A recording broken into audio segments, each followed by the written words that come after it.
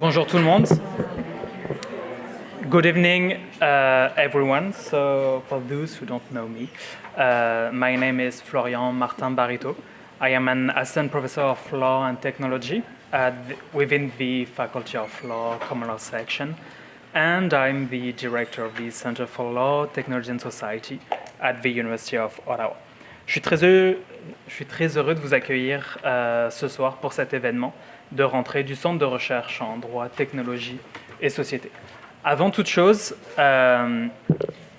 j'aimerais vous présenter brièvement qui nous sommes, ce que nous faisons et comment vous pouvez vous impliquer.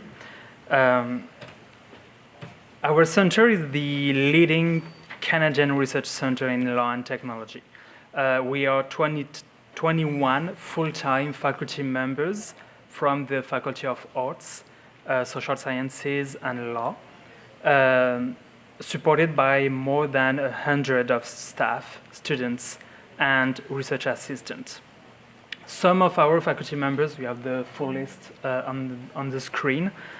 Some of them will be speaking tonight, but others are in the room or will be with us after their courses tonight at the reception. So we're a big center and we're doing a lot of things. We are studying and researching basically all areas in law and technology, including IP and traditional knowledges, innovation and development, robots and artificial intelligence, everything regarding the internet, everything regarding privacy, also biotech and health tech in partnership with the Health Law Center at the University of Ottawa, and also blockchain and cryptocurrencies, and this is my stuff. And way more. And we're offering a full range of courses in law and tech and IP. Some of them are like very innovative courses, such as blockchain law and society. So I'm teaching that course, first in Canada. Legal data science with Professor Wolfgang Aschner, again, and first in Canada. Villes of robotics, a first in Canada with Professor Kerr. There is now a second course at Windsor University, but actually it is taught by one of our PhD candidates. So it's us again. There is also like legal knowledge engineering with Professor Marina Pavlovich. So a lot of very interesting courses. And of course, we are one, maybe you don't know that, but we are one of the best, if not the best, law and tech advocacy group in Canada. And because of that, of course, we're offering IP advocacy courses with Professor Jérémy de Beer, who is at the back of the room. And so that allows some students also to participate in all the IP moods. And usually uOttawa win some of them or all of them, depending on the years. And we, part of our advocacy work, the center hosts the Samuelson Glusco Canada Internet Policy and Public Interest Clinic, best known as CPIC and shorter, in which you could also get involved as students, and its director, David Feuer, will say more about the clinic and their role tonight. If you want to get involved, we have also a very active student society, LTSS. And also because I know a lot of you, even the new student already contacted me about this, we have the Technoships program. So we hire research assistants all year round. However, we have designed a program specifically for first-year students. So it's called the Technoships. We will announce the details for this year competition in October, and we will proceed with hiring in December. And so basically, we usually hire 30 students, some years 40, from civil law, common law, this year also from the Faculty of Arts, Department of Communication, to work with us during the winter term in one of our many projects. And so basically you receive a research bursary and you work with us for like 5 hours a week. And so you will find all those information on our website. I will invite you to subscribe to our newsletter, to follow us on social networks. So we are like on Facebook, Twitter, LinkedIn, and since this morning, Instagram. Trying to be able to reach you by any kind of channels. So pour débuter cette nouvelle année universitaire, nous avons souhaité vous proposer un événement sur une question d'actualité en droit et technologie. Il s'agit d'une occasion, plutôt même d'une excuse, pour vous présenter certains de nos chercheurs et leurs recherches. Et for this first event this year, we decided to focus on one of the hottest current topics in Canada, notably because of Toronto. And no, it's not Section 33. It's on smart cities. And our center and our researchers have been quite active in the field. Lately, maybe you saw that in the news that Teresa Scassa and Michael Geist were named on the advisory board for Waterfront Toronto, so the Google project in Toronto. And we just received a grant for the Law Foundation of Ontario to develop more policy tools and tools for like citizens to be engaged and to be engaged in the development of smart cities.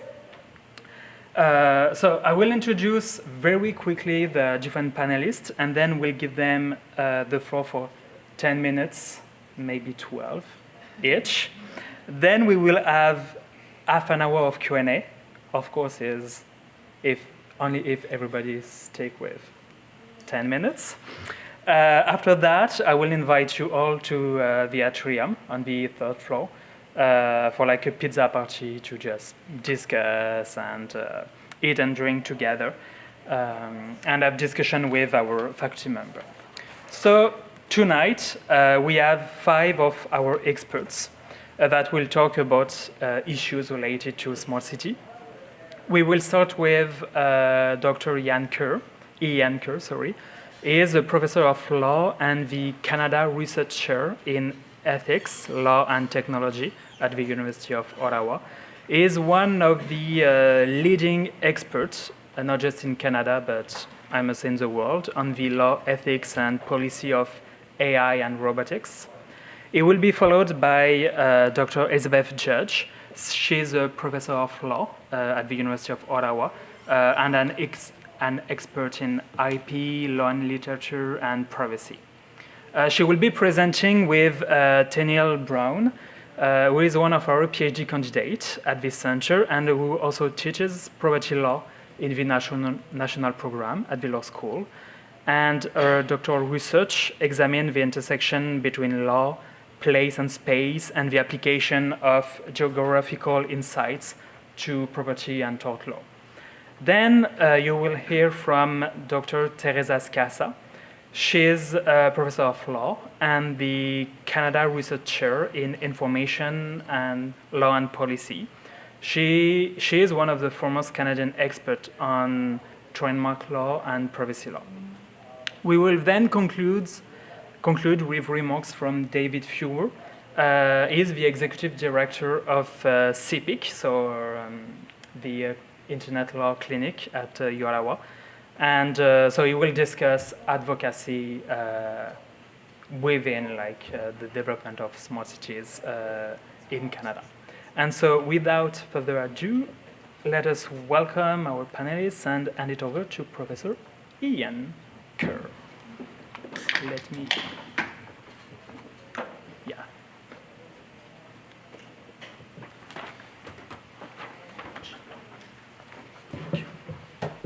Thank you very much, Florian, and welcome everybody to this moody ambiance of room 147 in the late afternoon on a sunny day. It's great to be here with my colleagues. We're going to talk about smart in the city, as you know. I'm going to start a little bit narrow by talking about a particular technology that's said to be in and around the so-called smart city, which is autonomous vehicles. And then we're going to broaden out a little bit and talk about algorithms and some of the conceptions of smart that go along with that, and then some issues about what it means to talk about a smart city and governance issues around that, and then finally some advocacy. So in starting off and talking about autonomous vehicles, I want to make a suggestion in this. I'm going to suggest that, and maybe my title slide sort of speaks to this, that on the one hand, some of our technologies are maybe not smart enough, and on the other hand, some of our technologies that will be implicated by the smart city are too smart. And I'm going to talk about two particular things. First, I'm going to talk about so-called trolley problems, and I see Jason Miller is in the room, professor of engineering who's working on these issues and quite luckily with me as well. And then secondly, I'm going to talk about something called moral crumple zones. And this idea that as we start to think about liability issues in smart environments, it's going to implicate privacy in interesting and different ways than some of the traditional problems. So I'm going to talk about those two things. Let's start right away with talking a little bit about the trolley problem. How many people here have heard of this notion of a trolley problem? Everybody has. How many people heard of it first in a philosophy course? Quite a few of you have. That's where I heard of it too first. And what's interesting about the trolley problem is that it has taken something that philosophers used to talk about in the 60s and made it relevant again because of automated vehicles. And so now that we have automated vehicles, this is not just a philosophical thought experiment that takes place. It's an actual set of problems, some people think, that highlight some of the kinds of issues and concerns in the policy that we need to develop around smart, connected, and autonomous vehicles. So the usual scenario is like this. I'm not going to get deep into it. You have somebody who's at the switch, and they have to decide when the runaway trolley comes down whether to pull the switch and divert the trolley off its path, which would kill 5 people, or would kill 5 people, and divert it off to 1, or vice versa. There are so many different versions of the trolley problem, in fact. This is just a little Google screenshot of all the different images that you see of the different ways that people have thought a little bit about the trolley problem. But in thinking about that, I want to sort of say that trolley problems are interesting, and they're an interesting way to come into the issue of autonomous vehicles. But I think most of the people who are working on autonomous vehicle policy aren't thinking that seriously about the trolley problems. Governments still tend to think that these are the problems that need to be solved. But in fact, the trolley problem was never meant to be solved. This is the originator of the trolley problem in 1967, Philippa Foot. And she actually used the thought experiment of the trolley problem as a way of thinking about the problem of abortion. And in particular, in thinking about different kinds of moral theories that would support either the permissibility or non-permissibility of that issue as it was spoken about in the time. And even more particularly, she was interested in this doctrine that goes back to Aquinas and Augustine called the doctrine of double effect, which is this idea that you might intend one thing, but in order to carry out your intention, something else will happen which has a bad effect, which you may have never intended. And it was a way that philosophers used to sort of play around with these kinds of issues. Here's the important point about trolley problems as you've heard about them. Trolley problems as they were originally conceived were never meant to be solved, okay? They're meant and designed to be intractable problems, where either lemma, either track, results in a bad thing. It's that structure of the problem that allows philosophers to think through different theoretical considerations around moral philosophy. And it was never meant to be solved. It would be as though we would use Schrodinger's cat, another famous philosophical example, to solve the problem of stray pets. It's just not what it's meant for. And so one of the things that I think we're starting to see is that although it makes for a good media story, you know, these choices that people are making, that automated vehicles are too smart by half, in this case in the sense that they're not quite smart enough. Automated vehicles do not enter into normative decision making. So we either have a situation where we say that those rules have to be pre-programmed in advance, which is basically impossible, or alternatively, that somehow the vehicles themselves are entering into this realm of moral decision making. In our work, Dr. Miller and I have suggested that we have to transcend this trolley problem and look to the real problems that are crunchy and on the ground that we have to be thinking about. I'm going to give a different example of that kind of problem. But first, just to say, it's time to transcend the trolley problem. The second issue that I want to talk about in my remaining minutes is crumple zones.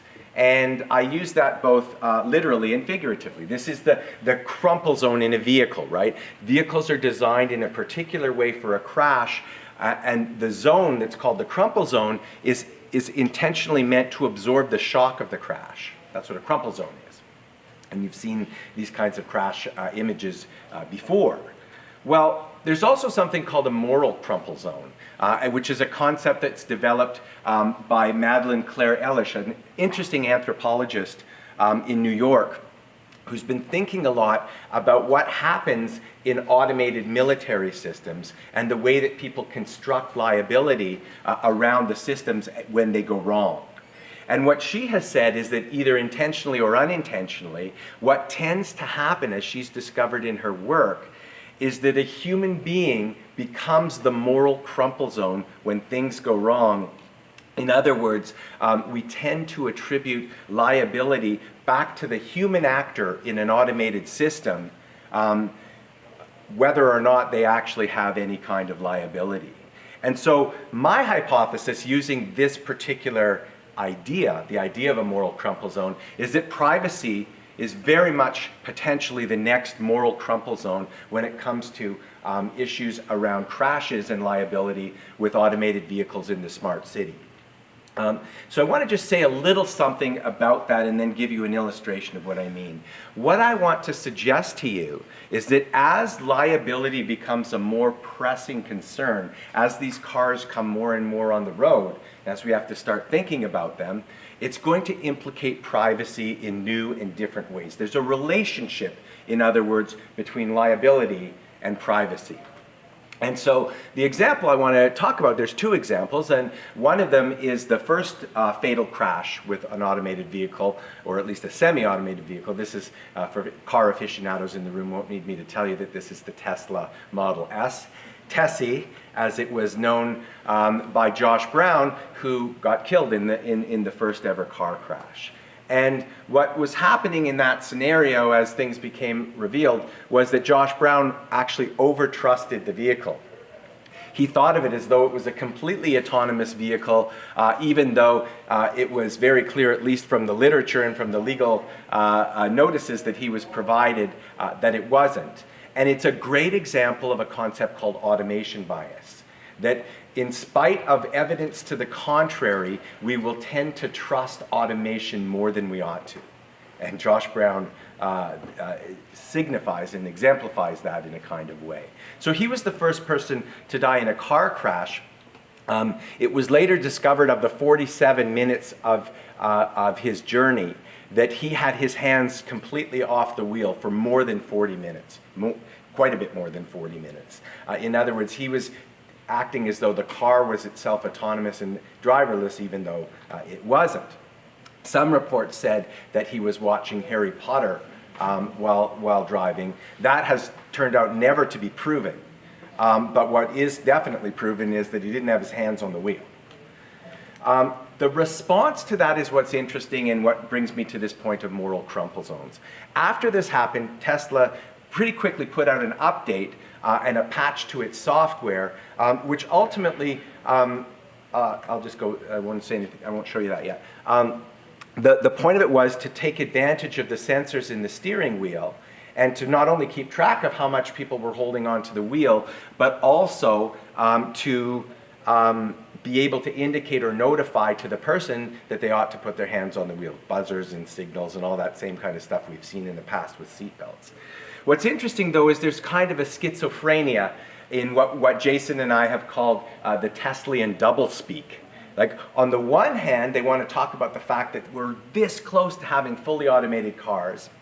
And all the great things that even the Model S can do. And on the other hand, if you dig down and read the legal literature and the notices that come, you see that in fact auto steer doesn't mean auto steer. Auto steer is a hands-on feature. You must keep your hands on the wheel at all times.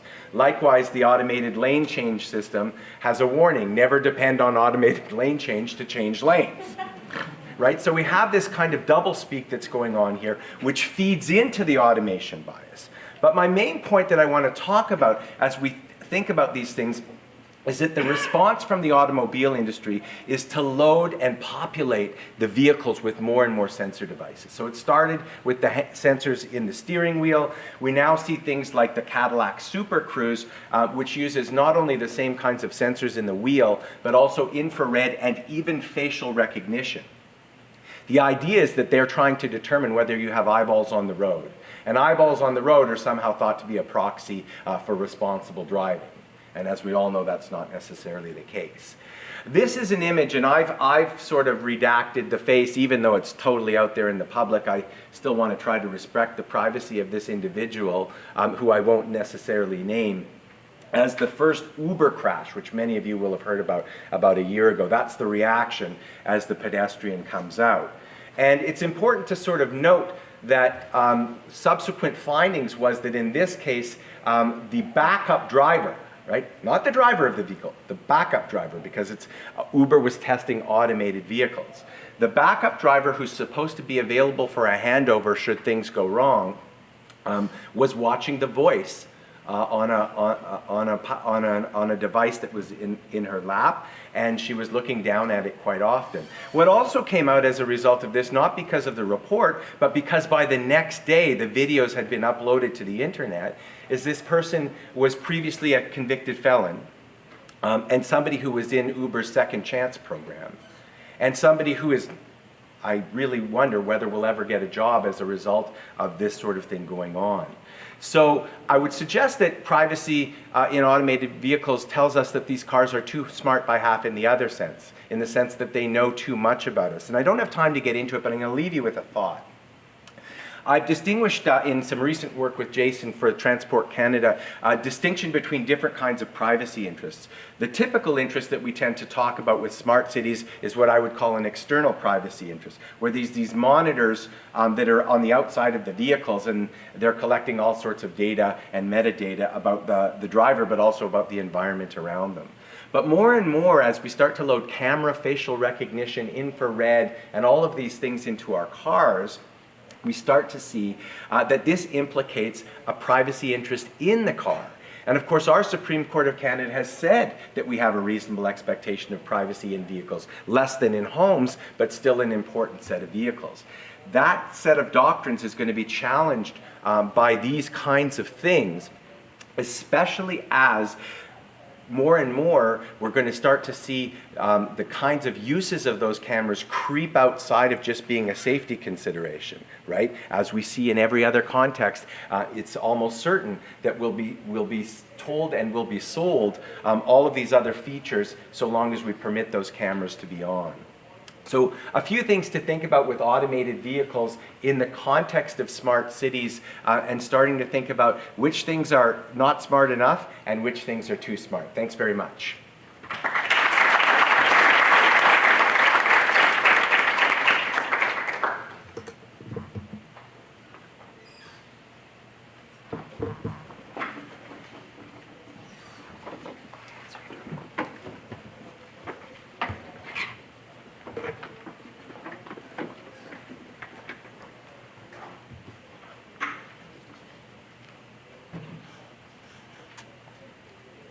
So I'll get us going, and our presentation for today is called Algorithmic Governance in the Smart City.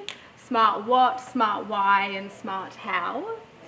And so we want to focus on the increasing use of algorithms within city areas. So by city governments and also in city places.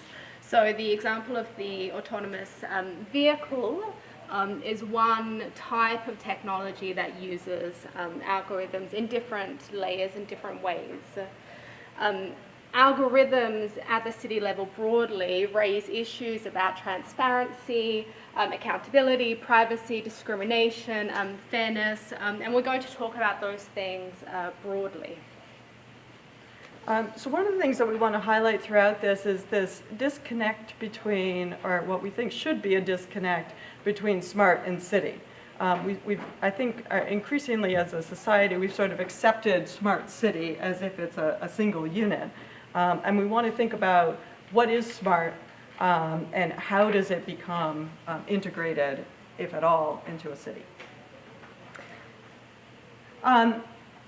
For municipal data, there's always been a large amount of information that the city knows about you. So in law school, we tend to focus on things like the Public Sector Privacy Act. We tend to focus on things like PIPEDA for the private sector and how e-commerce, et cetera, is regulated and other private companies' collection of data. We spend much less time talking about cities at any level. And this is getting increasingly important in terms of smart cities. What data do cities have about you and how do they use it? It's long been the case that cities have really detailed information about you. It's uniquely intimate, uniquely detailed. To give you some examples, think of the amount of information that's on your Presto card. It tells what stop you got on, what time, where you got off. It's really easy to do inferences about routes, workplaces, people's living time, where they go in terms of recreational activities. Pets. You have to register your pet. The city knows how many pets you have. This is the city's bizarre image for their childcare thing. So I'm not sure why all the kids are faceless. That's disturbing in itself. But the city also has information about how many kids you have if you're using some of the public daycare facilities. Mapping. So increasingly there's a lot of locational information that cities have about you, the use of spaces where you go. And then finally things like 311. So if you call for a service request and you say that your light is out, you're probably somebody who's walking that route or who lives in that area or goes to school there.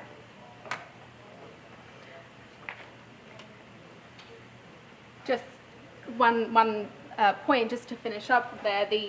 In addition to the variety and the depth of data at the city level, if we think about data collection through big technology processes, Facebook, etc., we might be tempted to say that one can opt out of using those services and those activities. At the city level, we don't have that option. So they're innocuous, but they're essential. Sorry. So what changes then when data becomes smart? Here's our radical cat here. So what's a smart data as opposed to just the regular data that cities have known about you and used in some facet for a long time? So it's more data, it's more connected, it's public and private data. Professor Scassa will talk in more detail about where the data is coming from and its significance. But what we are concerned with and want to highlight here is the way in which that data then gets processed and regulated by the city.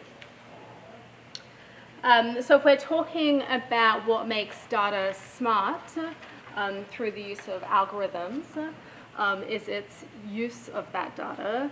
And it's used for purposes of resource allocation. It can be used for purposes of decision making in individual cases or for groups.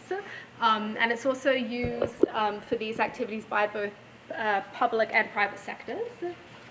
And at the city level, there's a strong link between data activities, algorithms, so that's the use of these data, the analytics, and also the development of the smart city. So this algorithmic governance is actually the foundation and the end goal for the smart city.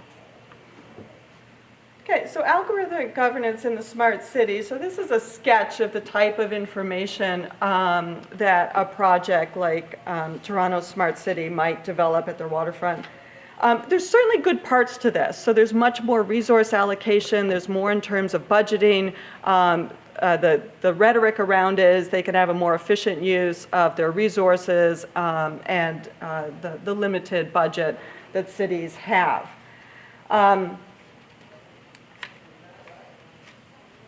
We know that this efficiency might be possible, at least the private sector is telling us it might. So if you look at algorithmic governance processes that the private sector, insurance industry, banking, price discrimination which we'll talk about in a second with companies like Amazon. But we also see in terms of cities, it being used in terms of predictive policing, even things as we look forward like adoption. You could see a city for public adoption processes deciding when somebody is a good parent based on their data profile. But the key point that we don't want to lose sight of is that automation does not mean objectivity. So automation or algorithms do not mean objectivity. Algorithms are not the equivalent of scientific truisms. It's significant what data is examined. It's significant why certain data is utilized in a given process. And there are inferences that can be made through data that is utilized or suggested to be important. And so just an excellent example of that is even the most common algorithm, which is found in Google's index searches, and that is established through painstaking work of individual coders that are at Google. Okay, so there's a tendency to think of something that's automated as being objective, but if you highlight the number of areas in which humans are involved in choosing what data is collected, how those inferences are made, what's important, and how they're weighed. So when you get to look at how algorithms are regulated, many scholars have brought up this issue of the black box problem coupled with information asymmetry. So the city, as it's collecting all of this information, and we've seen this in the private sector, is not saying what the algorithm is that they're using in order to weigh the data, what inferences are important, what they're connecting. The problem here is if we do it in terms of the smart city and not in terms of the private sector, the municipality is collecting a lot of information about their citizens and making a lot of assumptions about them.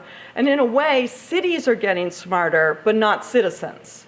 It's a one-way ratchet, not quite that severe, of information flowing to the city, and less ability for citizens to understand in terms of transparency and accountability and our standard administrative processes, what cities are doing with the information, how they're making those budgeting decisions.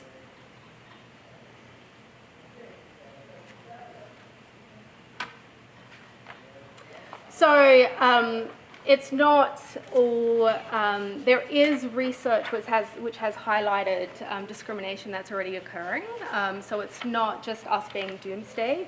There's examples of gender discrimination in the targeted advertising that we find in our social media accounts and through our online. Racial discrimination. Algorithm is used in the delivery of services, but they're used to sort out no-fly lists, so predictive assessments of who will be on a no-fly list.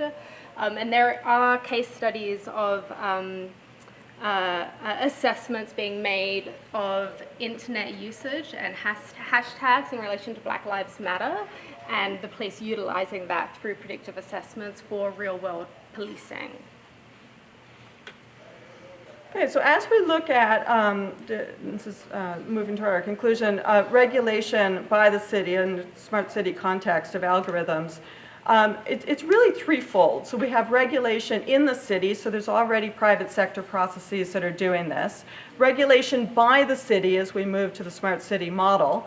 And the third part of that, which we want to highlight, is that there needs to be regulation of the city. Regulation of how we decide what these processes are, what data is, can be collected, what data should be collected, what the normative model is for a smart city. So we've just highlighted a couple here. In terms of the municipal regulatory frameworks, of course, privacy laws and norms are important. Examining the roles of these private-public partnerships, what kind of accountability and transparency is available for that. And so we just wanted to leave you with this picture and these ideas of developing the smart city and the regulatory framework that's focused on citizen-centered smarts or citizen-centered smart objectives. Thank you.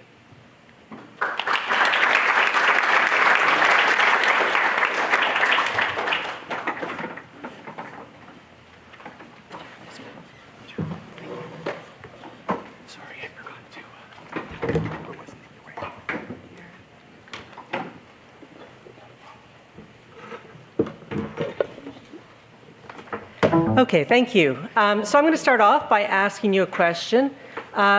Is Ottawa a smart city? How many people think Ottawa is a smart city? Oh, poor Ottawa. How many think Ottawa is not a smart city? Okay. And how many people think, hey, we're in law school, we know that these binary yes or no questions are for rookies. The law student's answer to a question like that is? It depends. It depends.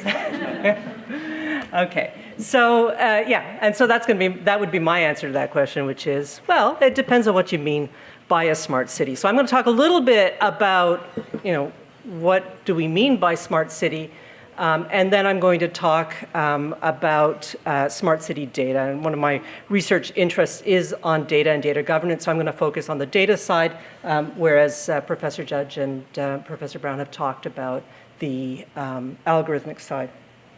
Okay, so this is a definition from a very popular book written by Anthony Townsend about smart cities.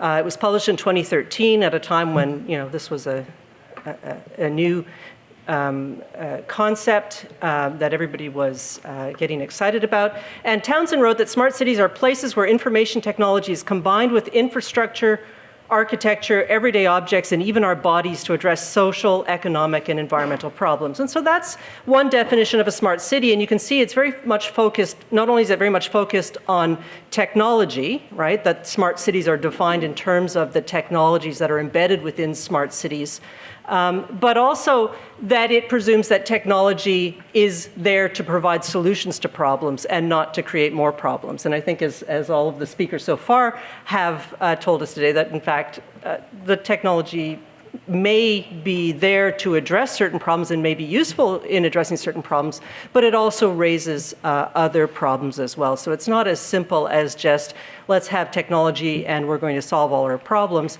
There are some really important governance issues that go along with that technology. And I think what we often see is people getting very excited about smart cities and introducing smart cities as projects that are about technology, about innovation, about stimulating the economy, economic development, all of these wonderful things, about being smart, and because of course even the use of the term smart and smart cities is a loaded thing.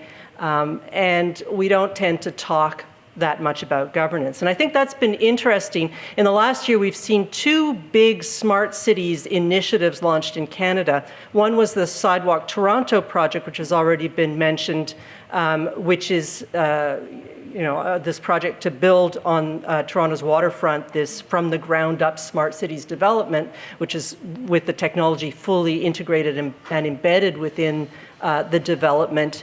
And the other was the Smart Cities Challenge launched by the federal government, which was a competition amongst municipalities in Canada for big chunks of funding. And the competition is still ongoing. There's been a short list of 20 cities selected, and those cities are now competing for significant pots of money to develop smart cities projects. And in both cases, they were launched as these great innovation technology projects, and insufficient attention, or none, was paid to governance. And both projects experienced a certain backlash. Sidewalk Toronto in particular, if you look at the press coverage of Sidewalk Toronto, you'll see that there was a really significant public pushback against Sidewalk Toronto because cities are where we live. They're where we live our lives, and imposing all of this technology in the cities and all of these sensors in the cities is not just about cool innovation and solving problems, it's about how that impacts on how we live our lives. And how we choose to live our lives and how we want to live our lives. And so there's been a lot of pushback to Sidewalk Toronto. The Federal Smart Cities Challenge got a public scolding from the Privacy Commissioners of Canada, the federal and provincial Privacy Commissioners of Canada, who wrote a letter to the Minister of Infrastructure and said, what about privacy? Have you thought about that?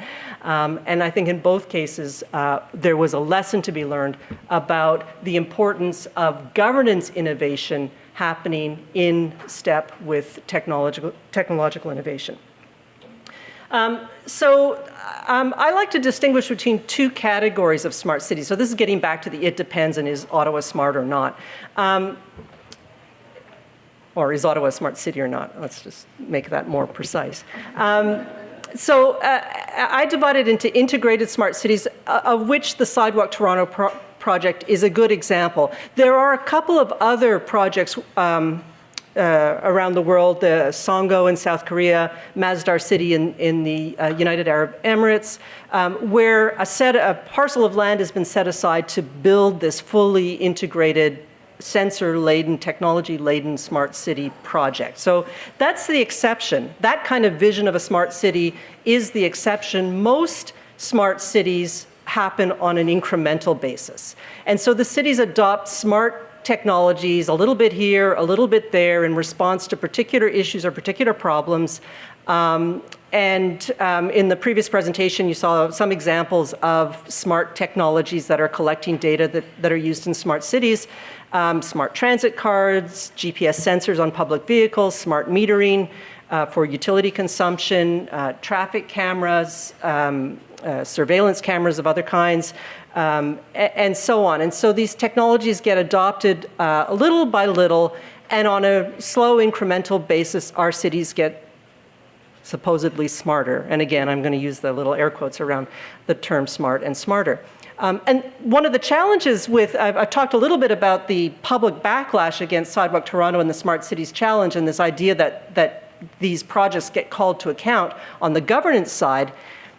That's one of the interesting things about those projects, and it's been one of the useful things about those projects in terms of driving discourse about smart cities governance, because people see all of a sudden, they see this vision and they go, whoa, that looks a little scary, let's talk about governance. Whereas with the incremental stuff, it's just a policy decision made at city council, or somebody in a department of the city decides to procure a particular technology. And sometimes the way in which the procurement is done, it's not even clear that it's a smart technology that's being procured. And there's no conversation about smart cities, even though the city is incrementally getting smarter and smarter. And so you get far less discussion of governance and data governance and smart cities governance in incremental smart cities. And yet the majority of our cities are becoming smart cities by increments. And so I think that's an important lesson on the governance side as well. I'm going to talk about data. The previous presentation talked about algorithms. In smart cities, you have both. You have a combination of data that is being used to feed the algorithms within the smart cities, and then you have the algorithms. And there are important governance issues around algorithms, as you've just heard. And in fact, algorithmic governance is getting quite a bit of attention. But data governance is important too. It's important in smart cities. It's important in artificial intelligence for all kinds of reasons. And so I'm going to talk about it because that's what I like.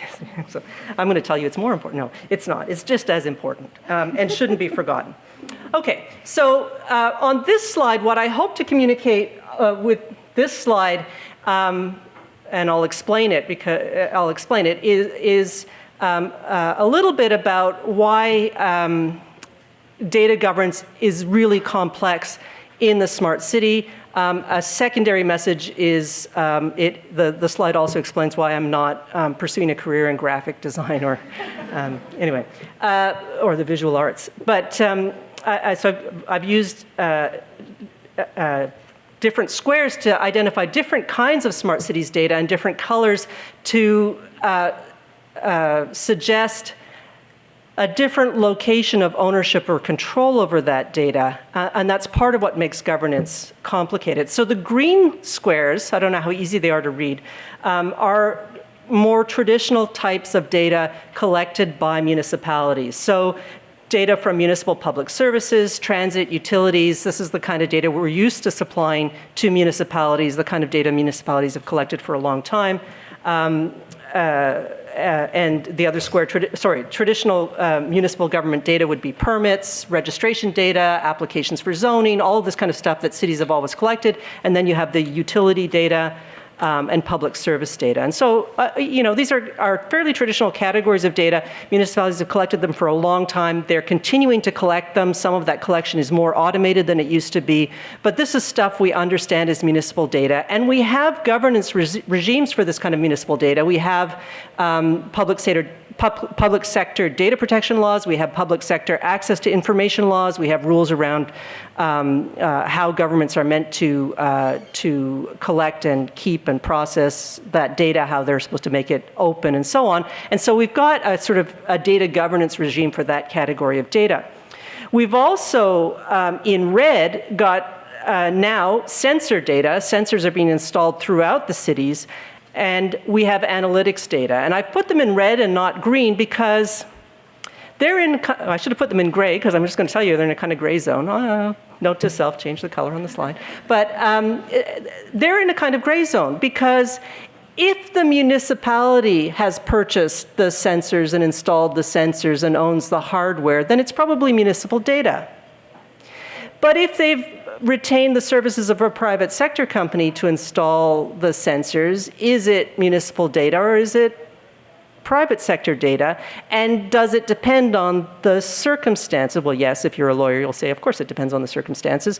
But it gets a little bit more complicated because it's quite common in the context of smart cities to have these public-private partnerships. Analytics data gets even more complicated because you have the sensors that may or may not have been installed by the municipality or the private sector company, and you have private sector companies that are processing that data on behalf of the city and presenting the city with analytics. Who owns that data and who gets to have governance or responsibility for governance over that data? Is it the private sector company that is going to claim that that data is their confidential commercial information and the municipality can use it for some purposes but can't otherwise share it under access to information laws or make it available as open data, and it suddenly becomes much less transparent. So those make governance a little bit more complicated. The blue categories at the bottom are data that the municipality is not collecting, but is sourcing from the private sector. And so many municipalities, for example, are sourcing data from app companies like Waze for traffic patterns, the routes that people are driving within cities, Strava for where people are cycling within cities. And so they are sourcing data from those private sector companies. In those cases, it's clear that the private sector company owns the data and the municipality is only licensing it, which also has implications for governance. It has implications for privacy and what privacy regime applies.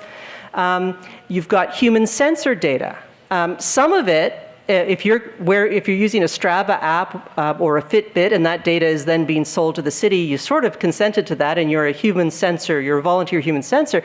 But there are other sensors that are picking up your cell phone signals, for example, and are measuring traffic in parks based on how many pings they get from cell phones. And so sometimes you're just an involuntary human sensor and you don't realize that that data is being collected, whether or not it's personal information. There's also human sensors in terms of crowdsourced or public participatory data. And then you have, of course, the category of open data that municipalities are making available as open data, which raises some interesting governance issues that I'm not going to have time to get into. So what I've hoped to have done with this presentation is shown you a little bit of how the data governance piece is complicated.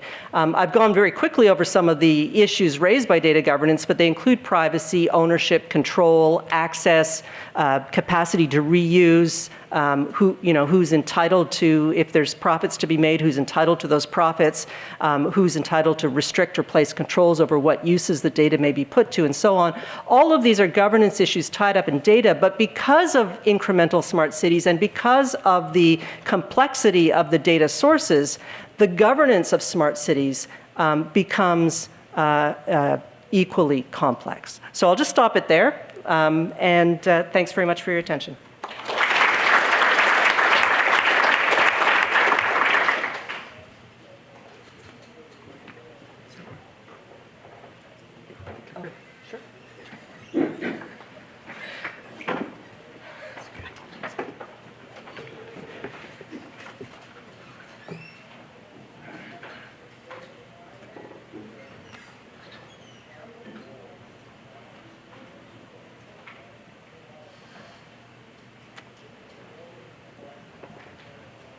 So I'm going to talk a little bit about CIPIC, and then I'm going to talk about why CIPIC is involved in smart cities, and why I think maybe you ought to get involved in smart cities as well. So first of all, what is CIPIC? We are the St. Louis Canadian Internet Policy and Public Interest Clinic. We're the technology law clinic here at the University of Ottawa. We're based in the Center for Law, Technology, and Society. What do we do? Our name is fairly descriptive, right? We're a public interest legal clinic working in the area of technology law.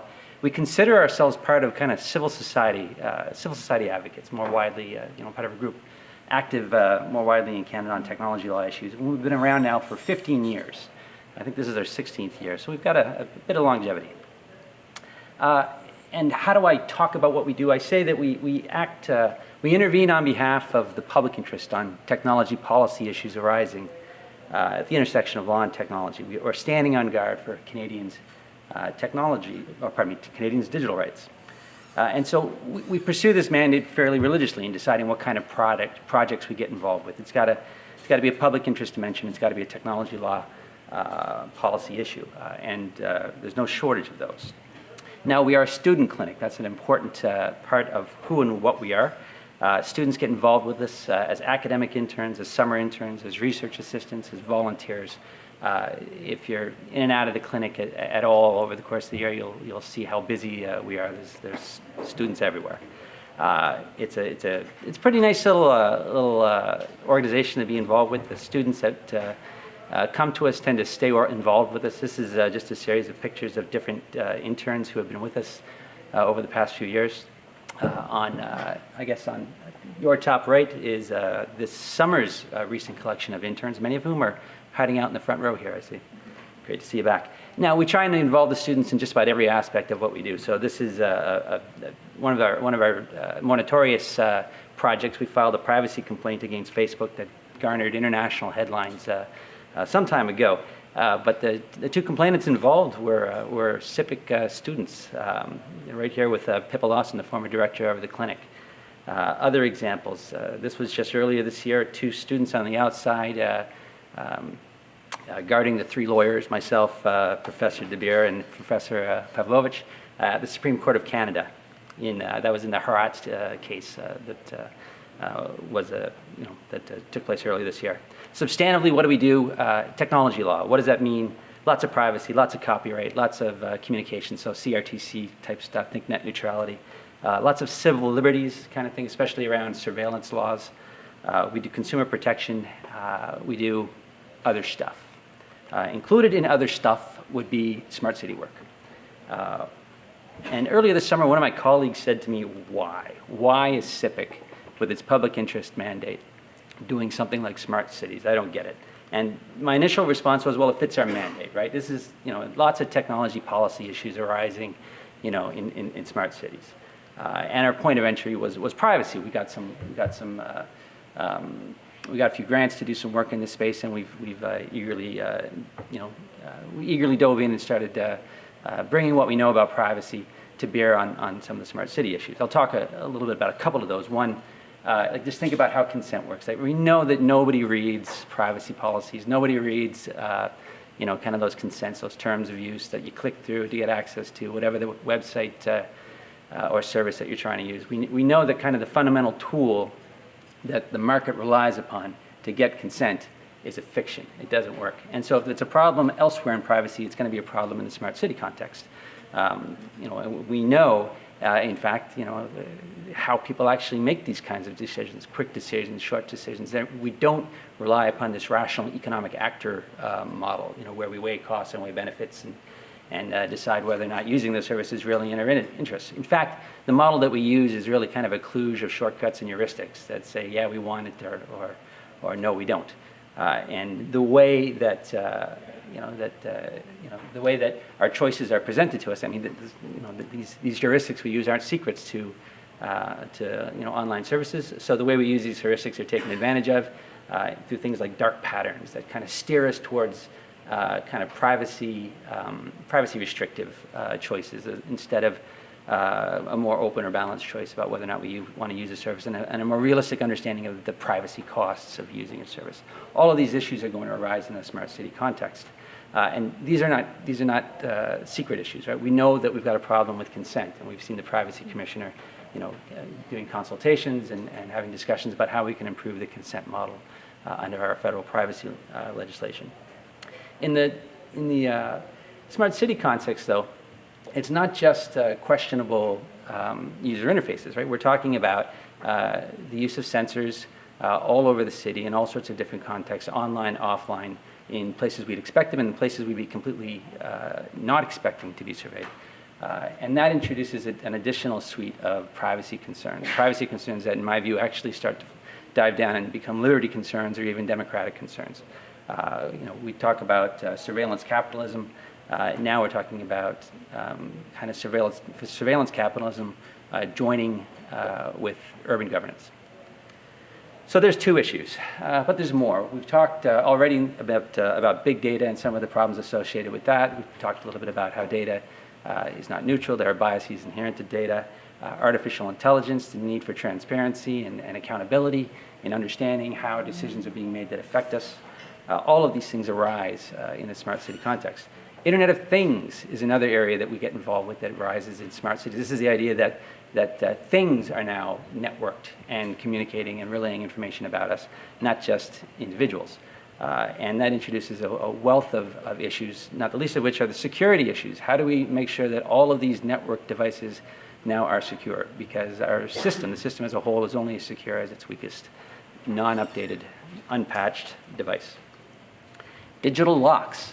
All of these technologies will tend to be proprietary and will take advantage of copyright tools, these digital locks, and the law's preference for these kind of locks, the law's privileging of the use of these locks over the rights of individuals to access the content that may lay behind these locks. Whether it's whether you want to access an algorithm within some kind of black box device to understand or hold its user accountable for the decisions coming out of it, or whether you want to repair a power device or a water meter that's attached to your house. These are all things where suddenly copyright becomes an issue for smart cities. Openness. We've talked a little bit in the data context about openness, but openness goes beyond data and goes to standards as well, and the danger that we get urban environments providing essential cities under proprietary tools and proprietary standards and non-open standards, which leads to challenges for things like vendor lock-in, the danger that because you've gone with this proprietor for this service, you are now locked into this provider for all of the downstream services that will that may be built upon that platform. And the inability to innovate on that platform. If you've got only one vendor who can touch the platform, only one vendor who can contribute to the smartness of your city in this particular capacity, how smart is your city going to be? We haven't talked a great deal about the public-private nature of smart cities. Generally speaking, small municipal governance is not a great innovator, right? And so we're always going to be looking to private organizations who be providing these services and partnering with municipalities to provide the solutions that they're seeking. This raises real, what I could only describe as fundamental questions about accountability and governance and democratic participation, right? How are we able to participate in the decision making? How are we able to make our values and our choices known to private entities who are merely providing service to their customer, which is the city, not the citizen? Which again leads to questions about digital divide, right? If we have private organizations pursuing a profit motive, providing these kinds of solutions, these kinds of tools to cities, to what extent are they going to be catering to the needs of the more vulnerable sectors of society, the poorer sectors of society? If you're pursuing the profit motive, you're going to be following the money. It's no coincidence, in my view, that the Sidewalks Labs, experiment is happening in downtown Toronto, and not Athens, Ontario. Right? There's a strong concern about whether or not smart cities are going to be catering to all of the city, or instead going to be catering to the wealthiest components of the city. Which again, fundamentally comes down to that basic concern that I have around smart cities, which is when we're talking about cities, we're talking about democracy, right? Cities are kind of the smallest elements of our democratic union, right? We vote in, our leaders in the city. We vote in our mayors. We can appear before those committees. We can appear before decision makers. It gets difficult when all of a sudden important decisions are being offloaded or are being made in the context of public-private partnerships in pursuit of smart city agenda items. Fundamentally, at the end of the day, we want to be able to. We want to live in a place that serves, kind of those democratic objectives of a city. Which kind of led me down that road to asking, this summer, well, what is a city? Why? We're talking about smart cities. Doing that definitional work, I said, well, what's a city to begin with? And I, thinking about what is a city in Canada, I kind of came up with some descriptors. I want to say that a city is a rights-enhancing entity, right? It enhances, core values that are important to Canadians, things like liberty, things like equality. This is by no means an exhaustive set of rights that a city is supposed to enhance. But, so a smart city ought to be enhancing these rights as well. City's about community as well. It should be creating community. It should be building a sense of belonging, cooperation. It should be enhancing encouraging tolerance and diversity. And so smart cities must also pursue these goals. And finally, it has to serve democracy, right? It's got to serve that fundamental right of all of us to govern ourselves. That means making sure that decisions reflect the will of the people and allow for public participation in those decision-making processes. So, why do public interest advocacy on smart cities? In a nutshell, smart cities are ground zero for some fundamental technology policy questions that are already arising and that will continue to arise in the near future. And as citizens in cities, we get a say. We get a say that we don't get as consumers of corporations or consumers of for-profit enterprises. And so speak up, right? Speak up, speak in favor of your rights, speak in favor of the values that are important to you as Canadian. And, somebody said we live in cities, right? These are our homes. So speak up because decisions are being made about your home. Thank you.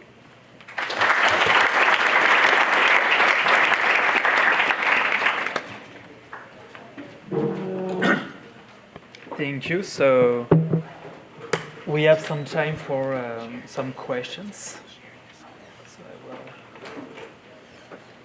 is there any question, any reflection on what was said, or maybe just even comments from fellow panelists?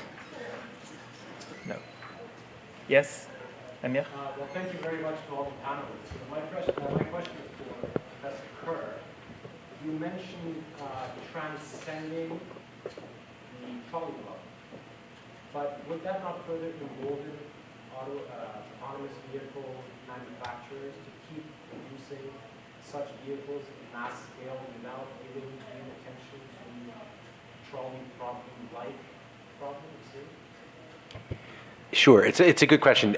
The point of making a suggestion that we need to get beyond the trolley problem doesn't substitute for saying we should no longer think about the ethics of autonomous vehicles or connected vehicles.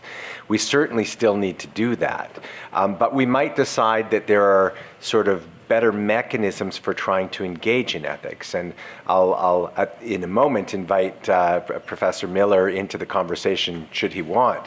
But one of the things, for example, that one might do is say, let's think about ethical design in a serious kind of way. What does it mean? And in the same way that people for years have been talking about embedding privacy into the design of things, which I have never thought has been a panacea or a solution in and of itself.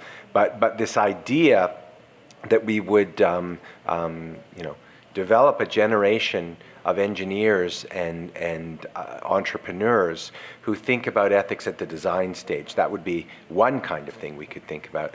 The other kind of thing is that we might put demands on manufacturers, for example, with respect to certain kinds of processes that they would have to achieve in order to move forward with some of these things, including some kind of a due diligence requirement around ethics in thinking through automated vehicles.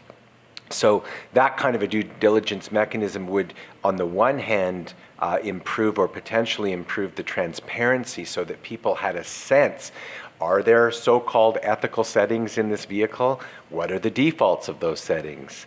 How were those decided? Who gets to decide those kind of things?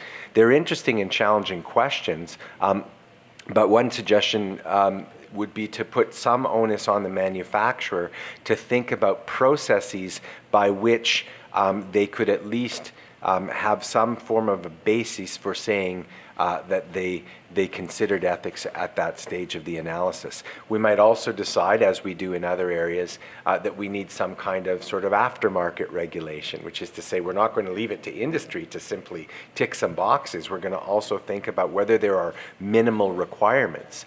And one of the things I've always advocated in various context, which I think would come across in this context as well, is this idea that the devil is in the defaults. And things very much depend on where the settings are put, because we know that 88 to 92% of most consumers will never adjust those settings no matter what they're told. So there's all sorts of considerations, I think, that are ethical considerations that move beyond this question, which I think is an obfuscation, which says, should the car kill the grandmother or the child in the playground, which aren't actually helpful at addressing or moving the issue forward of how we think about ethical design, et cetera. And I would just for a moment see if Jason wants to say anything else. I think you covered it. Yeah, I think the problem with the trolley problem is just that it doesn't connect nicely with the kinds of issues that automated vehicle manufacturers are thinking about today. So it gives them an easy excuse to kind of push ethics to the side if what they think ethics is just thinking about the trolley problem. And that seems to be what happens. So it's kind of like, provoking people to transcend the trolley problem is a way of pointing out that there are more nuanced issues that need to be dealt with today. Like what you just talked about. Yes, please. Thank you for speaking today. My question is more towards Professor Scassa. So when I hear this idea of like mass collection of data, what I think of is the potential liability to cost to the citizens and cities as a whole if there were to be a foreign interference or even external interference, because it is all in a cloud and it's not impossible to access it, right? So who's responsible to protect the citizens' these spaces? Is it private sector? Is it the municipality? And what should happen if that were to occur? Yeah, and that's a really good point to make, because security in the smart city is this huge issue. Just as security is generally with the Internet of Things, I think we're all just, frankly, living on borrowed time with those issues. It's just a matter of time before something really big happens. And in many cases, the security that is present in devices and technologies is really quite inadequate. So security, huge issue. How do we address it? How do we ensure that we are safe? When you build a city that becomes dependent upon technology for its functioning, just as when you build a grid that's dependent on technology for its functioning, so that, in a country that gets as cold as this one does in the winter, and you could lose your power for an extended period of time. And these are big issues, and potentially life-threatening issues. So security is a huge issue. You mentioned all of this will be in the cloud. Well, we don't know. I mean, this is one of the governance issues, is where is this data going to be located? Part of that is who owns the data, and the ownership issues that I talked about have a lot to do with who is going to be responsible for the custody and control of the data. There are people raising issues about data localization and whether the data should be in the cloud, or whether it should be in a Canadian cloud, or whether it should be located in Canada, or how do you store data securely to ensure that you don't that it isn't interfered with, that you don't have a sudden loss, or that it's not tampered with. Who is better placed to do it? So in the Sidewalk Toronto case instance, I've heard sort of rumblings from Sidewalk Toronto. If you look at their responsible data use framework, in a very sort of I don't want to use the term passive aggressive because it's a little bit judgy, but anyway, I can't think of anything better right now. It's late in the day, so we'll just say passive aggressive, and I'll put air quotes around it so it's not so judgy. Anyway, a little bit of passive aggressive way, they sort of suggest that, maybe the private sector is better at data security and data storage than the public sector, and that maybe that should influence our decision about who gets to control smart city data, which is kind of interesting, right? So, we can't trust the public sector. Maybe we should trust the private sector more. So these are really important questions, and they are very much enmeshed in this whole question of data governance. I don't know if you have anything you want to add to that, or Ian, or David.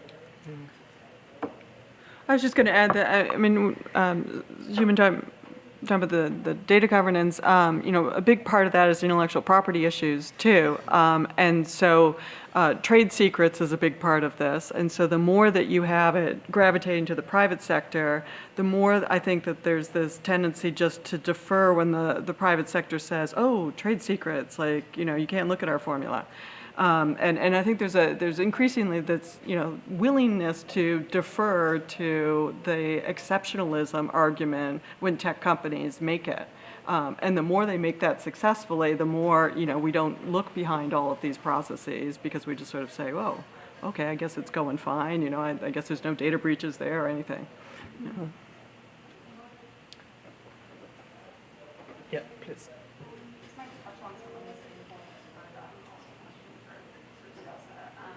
You mentioned how there's a need for data governance to advance in step with the technology that is allowing us to gather more and more data, and in step with these sort of incremental increases, as opposed to just, okay, we smart city now, here it is, which is really interesting. And I was wondering, what does that look like? Are there any mechanisms in place or on the horizon, and at what level would those sort of steps happen? Yeah, there's a lot of work going on right now, a lot of interest in things like data trusts as tools for governance of data, and this is something that there's work that's been going on in this area for personal health information in the hospital context for quite some time now, and they're really trying to come up with fairly sophisticated ways to deal with personal health information that is very sensitive, but at the same time has a significant research value. There's a public interest in research using this data, but there's also a strong commercial interest as well. So there's a lot of, there's a lot of work to come up with frameworks that permit the ethical and responsible custodianship, use, sharing, that think about, cost recovery perhaps, or allocation of profits, and all of these sorts of things. So there's a lot of work around data trust that's spilling out into the artificial intelligence context, and it's spilling out into the smart cities context as well. One of the reasons I like to make smart cities more complicated and talk about all those different categories and types of data is because data trusts as a governance mechanism work really well when you're talking about a very controlled and limited category of data where the ownership or control point is relatively clear. But when you're talking about data that's being used by cities that comes from all kinds of different sources and that's owned by different people and is being used in different ways, then that kind of mechanism doesn't work as well. And so I've argued that while we have to look at these innovative models like data trust, and we have to think about how they can be useful and how we can put them into operation, we also at the same time have to think about major reform of the legal data infrastructure that we have, which includes privacy legislation, it includes access and transparency legislation, it may include trade secret laws, but also laws around exceptions for transparency of algorithms, for example, in laws that provide oversight in certain contexts. So there's a lot of conventional legal infrastructure that also has to be worked on, because we're not talking about just very carefully controlled and managed. We're not always talking about carefully controlled and managed subsets of data. If I can just add an additional point, in addition to all of the quandaries around ownership, even if we sorted those issues out, I think the point that Professor Fewer made about the role of contracts is also interesting and important, because we can take a series of scenarios where the data, perhaps there's a fiduciary obligation or something like that, but then there's a contract which roots around what would otherwise be existing obligations. And just to give you a sense of how powerful those contracts can be, and I see there's a bunch of first-year contracts students in the audience, that the very graphic example that I gave of the backup driver, you saw the sort of redacted picture of the Uber car. She signed, because she had to, as somebody who was engaged in a consulting relationship with Uber, she signed an indemnification clause, an agreement that had an indemnification clause, which says that she's ultimately responsible to pay for any harms that result from the automated car crash by virtue of her role as a backup driver. So we're having, in this case, people who barely have the means to be the indemnifiers of these sort of large, sort of corporate scale smart endeavors. And I think it's important to keep in mind the way that some of those otherwise existing obligations can be rejigged through private ordering and through contracts. So maybe some time for like a last very quick question. No? I heard Professor Kerr say the word consent a few times, but it's certainly not to hear anybody comment on this. In the conversations that I've heard people having around smart cities, it doesn't seem like our politicians or really anybody who's involved is talking about consent. Either when we talk about smart cities in the incremental approach or the more involved approach, I'm wondering if you can comment on what you've heard people talking about in terms of consent, or if it's just if you're in that area, you've consented and that's the If I can jump in with this, Sidewalk Toronto is doing something interesting from a privacy point of view, or is proposing to do something interesting, and so it relates to consent on one level.